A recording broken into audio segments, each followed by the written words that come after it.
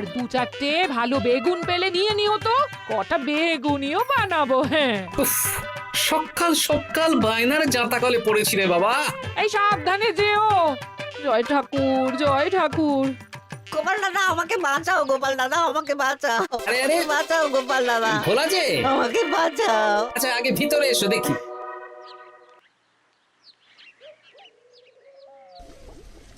ও গোপাল দাদা গো, কথা পরে হবে, গোপাল দাদা। আগে তোমাকে বাঁচাবো, তারপর রাজসভায় যাবো। দেখি দেখি দেখি তোমার বাঁ হাতটা দেখি। ঠিক আছে, এ কি করছো গোপাল দাদা? দেখতে দাও তো, জোরে জোরে শ্বাস নাও।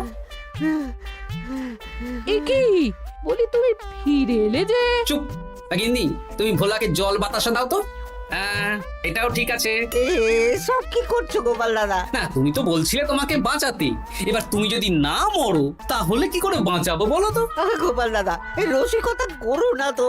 এই নাও, আগে জল বাতাসা খাও, মাথা ঠান্ডা করো, তারপর কি সমস্যা সেটা বলো। হ্যাঁ, সপ্তাহখানেক আগেই ওই একদিন দুপুরে মন্ত্রী মশাই আমার দোকানে এসে হাজির। তারপর তারপর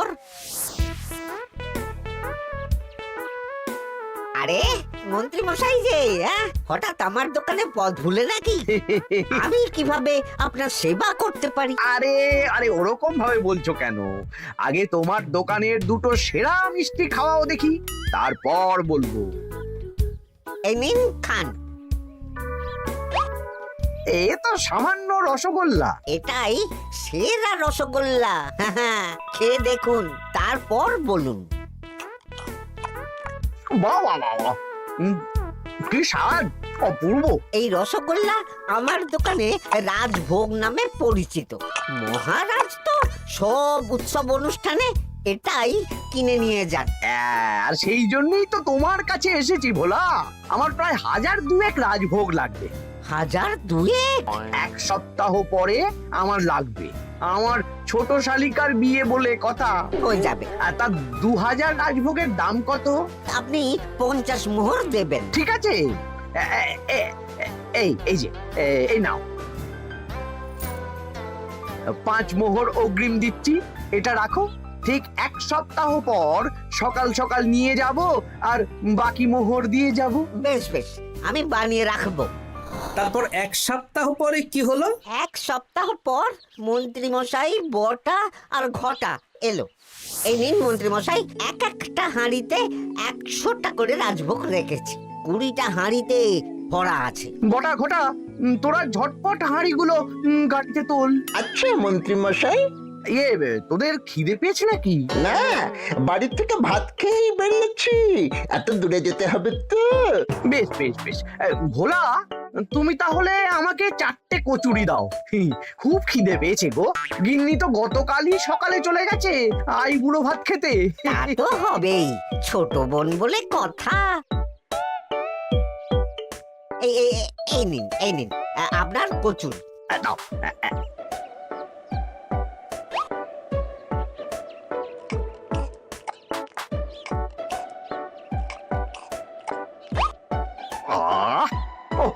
ভোলা, তোমার হাতের কোনো জবাব নেই।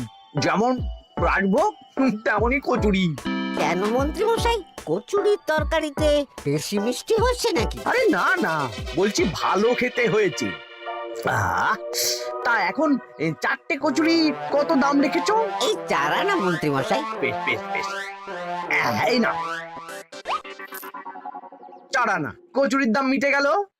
চল বটা ঘটা, 11 আন, গাড়ি ছোটাও।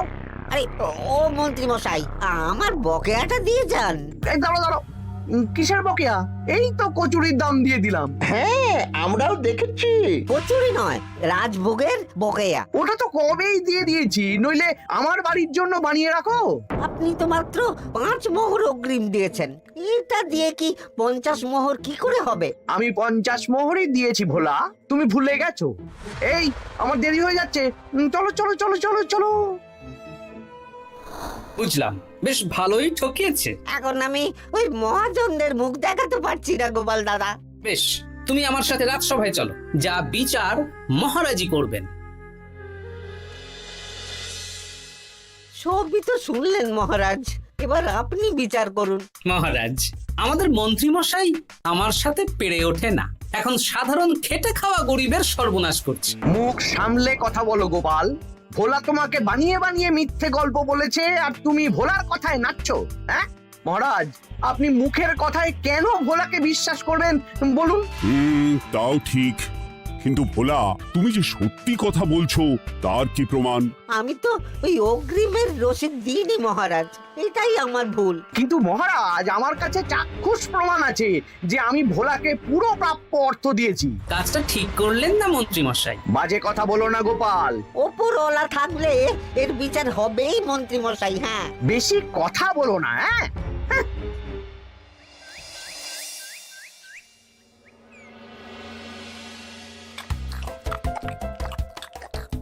সত্যি দিদা, তুমি এত সুন্দর মোচার চপ বানিয়েছো না?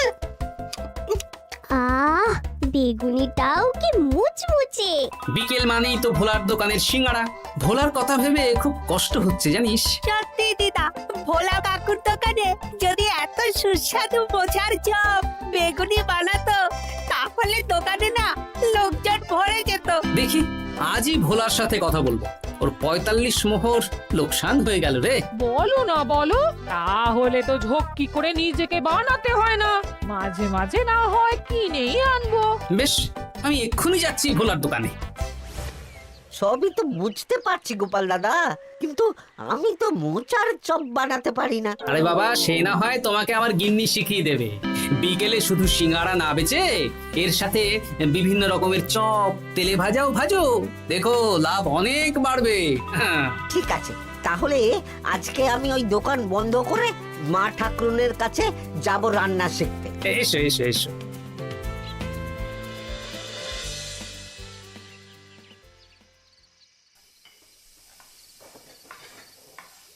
মোচার তরকারিটা তো হয়ে গেল মা ঠাকুরুন, এবার কি করতে হবে? এবার এই তরকারিটা একটা থালায় নামিয়ে ঠান্ডা করে গোল গোল করে দলা পাকাতে হবে। হ্যাঁ, তারপর সেটাকে বেসনের গোলায় চুবিয়ে গরম তেলে ভাজলেই হয়ে যাবে মুচমুচে মোচার চপ। সত্যি আপনি কত রকম রান্না জানেন। আমার গিন্নির হাতের রান্না খেয়েই তো আমার এই এত সুন্দর চেহারাটা হয়েছে ভোলা। কালকে থেকে তাহলে বিকেলে ওই মোচার চপ বানাচ্ছি। হ্যাঁ, বেগুনিটাও মোটামুটি ওই বানাতে জানি, তবে এই আপনি একটু বলে দিলে আরো ভালো হবে। বেগুনির জন্যে বেসনের মধ্যে একটু কালো জিরে দিতে হবে, আর একটু ওই কি বলে খাবার সোডা, খুব সামান্য, তাই তো? তাহলেই ফুলবে। বেশ, কালকে ওই বিকেল বেলা দোকানে নতুন চমক আসছে। তোমার দোকানে ভিড় বাড়ানোর দায়িত্ব আমার। তোমার যা ক্ষতি হয়েছে সব পুষিয়ে যাবে। ধন্যবাদ। হুম, আগে থেকে ধন্যবাদ দিও না, একটা মক্ষম দাও দেব, তারপর ধন্যবাদ দেবে। আরে তুমি যে আমার গিন্নির কাছে এসব শিখছো, এই কথা 5 কান করো না। না না না না, একদমই নয়।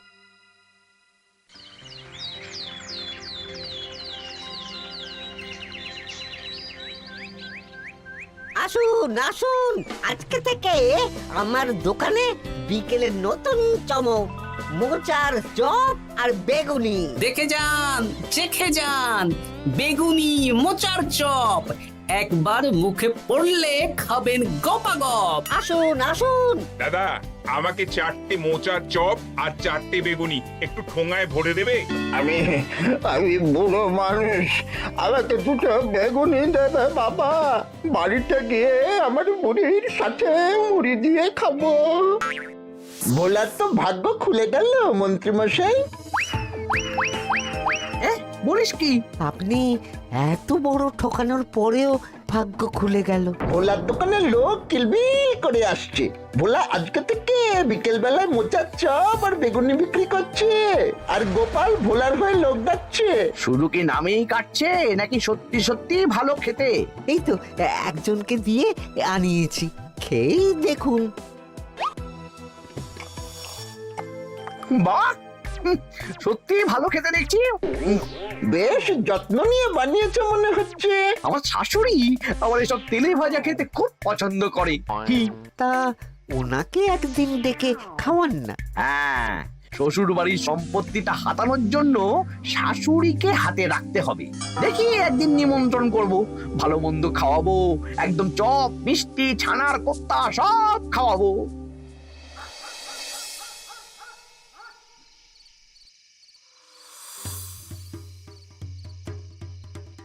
কি হঠাৎ এই সময় সদল বলে? দাদু, তোমার নামে আলোচনা হচ্ছিল রাস্তাঘাটে। আমার নামে আবার কি আলোচনা হচ্ছিল? ওই যে মন্ত্রী মশাই ভোলা কাকাকে ঠকিয়েছে, তারপর তুমি ভোলা ময়রার হয়ে লোকজনকে ডেকে ডেকে মোচার চপ বেগুনি এসব বিক্রি করছো, এই নিয়ে মন্ত্রী মশাইয়ের সাথে বটা কাকা আর ঘটা কাকা আলোচনা করছিল।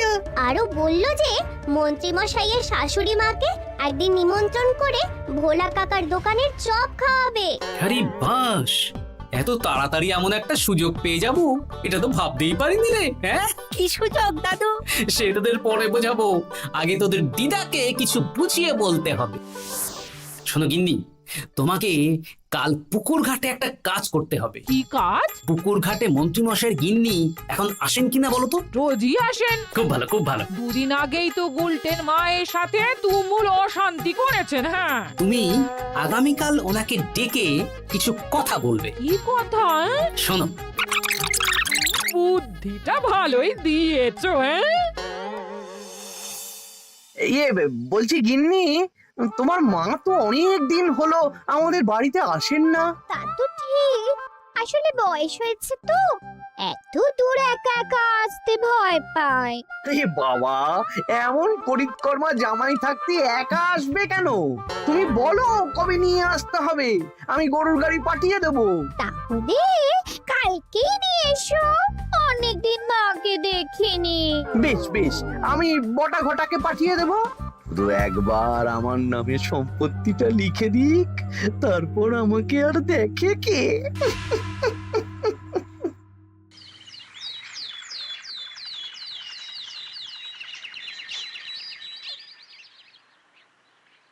তা গিন্নিমা কেমন আছেন?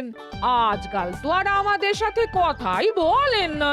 কি কথা বলবো ভাই, তোমাদের সাথে তো বললেই ঝগড়া হয়। দেখলে না, কদিন আগে গোলটের মায়ের সাথে ঝগড়া হলো। যা বলেছেন, দোষটা গুলটেন মায়েরই ছিল। সামান্য ব্যাপার নিয়ে ঝামেলা করলো। তা তোমার কি খবর গো, সবকিছু ভালো তো? হ্যাঁ হ্যাঁ হ্যাঁ, এখন আরো ভালো হয়ে গেছে। হ্যাঁ, কর্তা একটু বেশি রোজগার করছে, এই আর কি। মানে তোমার কর্তার একার বেতন বেড়েছে নাকি? না না না না, বেতনে কি আছে, কিন্তু এখন তো বিকেল বেলা ভোলা ময়রার দোকানে বসে মোচার চপ আর বেগুনি বিক্রি করতে সাহায্য করছে, তাই ভোলা ময়রা ওকে একটু ভালোই পয়সা দিচ্ছে। ও, তা কেমন বানাচ্ছে মোচার চপ বেগুনি? পুরো অমৃত। কালকে ব্যবসা শুরু করেছে, আজকেই কৃষ্ণনগরের সবার মুখে মুখে ছড়িয়ে গেছে। তাই বুঝি? আমার মায়েরও না তেলে ভাজা খেতে খুব পছন্দ। তাহলে আর দেরি কেন, আজকেই খাওয়ান, স্বাদ যেন মুখে লেগে থাকবে। ঘি গরম মশলা দিয়ে বানানো। বেশ বেশ। কি গো গিন্নি, কথা হয়েছে? হ্যাঁ হ্যাঁ হ্যাঁ, মন্ত্রী গিন্নির কানে যা কুসমন্ত দেয়ার দিয়ে দিয়েছি। সবচেয়ে মজার ব্যাপার কি জানো? কি? মন্ত্রী মশাইয়ের শাশুড়ি মা আজকেই আসছেন। হ্যাঁ, ব্যাস, তাহলে আজকেই তো মজা জমবে। তুমি তাহলে চটপট খাবারটা খেয়ে নাও। হ্যাঁ, তারপর আমাকে আবার ভোলার দোকানে যেতে হবে। হ্যাঁ, মন্ত্রী মশাইয়ের উচিত শিক্ষা হওয়া দরকার। একটা সাধারণ খেটে খাওয়া মানুষের এত বড় সর্বনাশ করলো। কি বলা, কি করছো? এই তো বিকেলের ব্যবস্থাই করছি, মোচার চপের সব কাজ শেষ, এখন ওই বেগুন কাটছি। শোনো, তোমার সাথে একটা গোপন কথা আছে। কথা গো গোপাল দাদা? আজ বিকেলে মন্ত্রী মশাই বা ওনার সাঙ্গপাঙ্গ কেউ একটা আসবে, চপ মিষ্টি যা নেবে তার মধ্যে হলে একটা ওই আলাদা ছোট ঝুড়ি রাখছি। এবার জমবে মজা। আসুন দাদা আসুন, সেরার সেরা মোচার চপ, দুর্দান্ত স্বাদ। ভোলার দোকানের চপের কাছে বাকি সবাই বাদ। দাদা আমাকে 6টা মোচার চপ দেবেন দেখি, দক্ষিণ গ্রাম থেকে আসছি।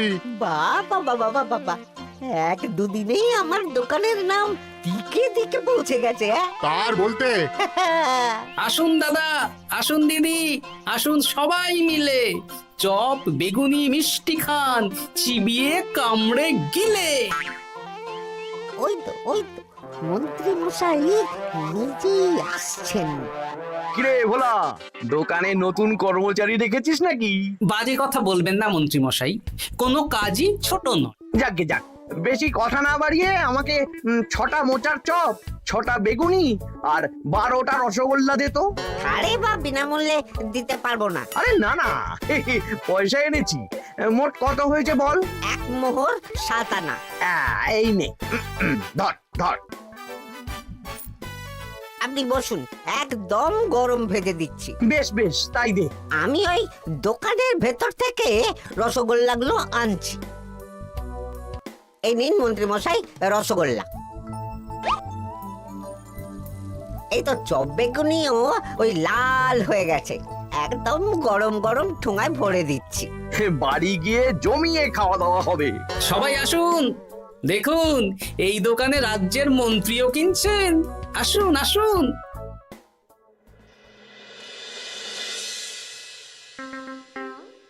নিন মা, খাওয়া শুরু করুন মোচার চপ ভোলার দোকানে। ভোলার দোকানের রাজভোগ তো ছোট মেয়েটার বিয়েতে খেয়ে সবাই ধন্য ধন্য করেছে। দেখি এবার মোচার চপটা কেমন হয়েছে। হ্যাঁ, আগে খেয়ে নিন কেমন, তারপর আপনার জমি জায়গা এসব নিয়ে আলোচনা করব। দেখি সবাই এত বলাবলি করছে, খেয়ে দেখি।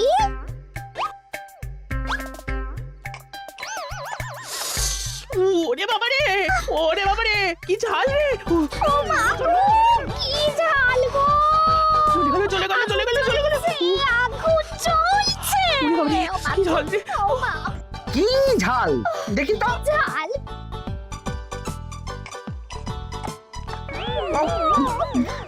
বাবা গো, এ তো আগুন ঝাল। ওরে বাবারি, ওরে বাবারি। এই তো মিষ্টি মিষ্টি মিষ্টি। এই যে এই রসগোল্লাটা খাই। কই কই দেখি দেখি দেখি, রসগোল্লা দেখি।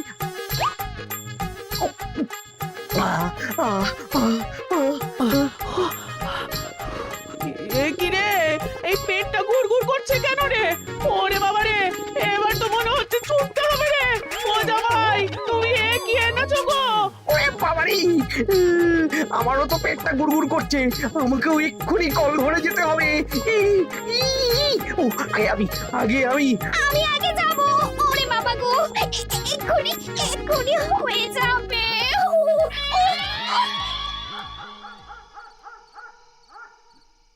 আর পাচ্ছি না, আর পাচ্ছি না, 6বার হয়ে গেল। আমার 5 বার। আমি তোমাকে মেরেই ফেলবো।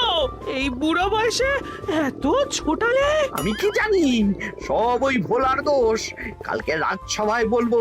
ওরে বাবারি, আবার যেতে হবে, আবার যেতে হবে।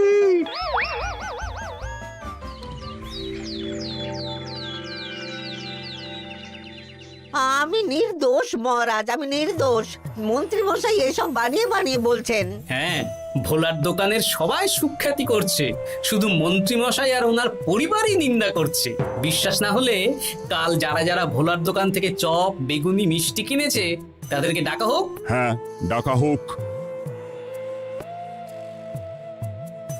আমার তো কোনো অসুবিধে হয়নি মহারাজ। দারুণ স্বাদ, দারুণ। আজকে ভাবছি আবার কিনবো। আমি তো দক্ষিণ গ্রাম থেকে এসে নিয়ে গেছি, জমিয়ে মুড়ি দিয়ে খেয়েওছি, কোনো ঝাল ছিল না। এ কি মন্ত্রী, তাহলে সবাই এক কথা বলছে আর তুমি আরেক কথা বলছো। এবার বুঝতে পারছেন তো মহারাজ, মন্ত্রীমশাই এইভাবেই লোককে মিথ্যে কথার জালে ফাঁসায়। ভোলার ৪৫ মোহর এখনো দেয়নি, এখন ভোলার ব্যবসা দেখে হিংসে করছে। না না না না না, আমাদের চপে সত্যি ঝাল ছিল, আর রসগোল্লা খাওয়ার পরে পেট খারাপ শুরু হয়ে গেল। তাহলে নিশ্চয়ই মন্ত্রীমশাই নিজেই উল্টোপাল্টা মিশিয়েছেন। এই সেনাপতি আর প্রহরী, তোমরা এক্ষুনি মন্ত্রীকে বন্দি করো আর কারাগারে ভরে দাও। ও মহারাজ, আমি মানছি আমি ভোলাকে ৪৫ মোহর না দিয়ে ঠকিয়েছি, কিন্তু আমি এসব কিছু চপে মিষ্টিতে মেশাইনি। আমাকে কারাগারে ভরবেন না। এই তো নিজের মুখেই স্বীকার করে নিয়েছেন। আসলে মন্ত্রীমশাইকে দিয়ে এই একটা সত্যি বলানোর জন্য ভোলা আর আমি মিথ্যে বলেছি মহারাজ। চপে লঙ্কা আর রসগোল্লায় জোলাপ মিশিয়ে দেওয়া হয়েছিল আমারই বুদ্ধিতে। নয়, হ্যাঁ। আমি তোমাকে ছাড়বো না। কারাগার থেকে মুক্তি পেলে তো ধরবেন, তারপর ছাড়বেন কি ছাড়বেন না দেখা যাবে।